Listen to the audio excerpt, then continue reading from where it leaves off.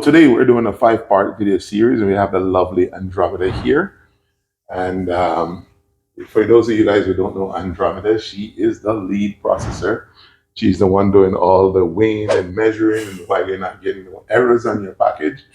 And if you wonder what I'm doing, I am running the B-roll footage. So I am here, but I'm running the B-roll footage. So today, this is my cologne collection. And why we have all this cologne on here, I want to prove that I know a thing or two about cologne, right, Andromeda? Yes, you do. All right, cool. So we're going to be reviewing today 5 best cheap colognes. And as you can see, I've tried a lot of colognes. We're going to be reviewing the 5 best cheap colognes. Let's take a look at what we're going to be reviewing today, Andromeda. Show us what we're going to be reviewing. 5 colognes that we are recommending to you today, and 5 honorable mentions over on this side. So we'll be running through them, giving you the notes, giving you what we recommend, and some price points for you today. These 5. All right, so we're going to be reviewing these 5 in a 5-part series.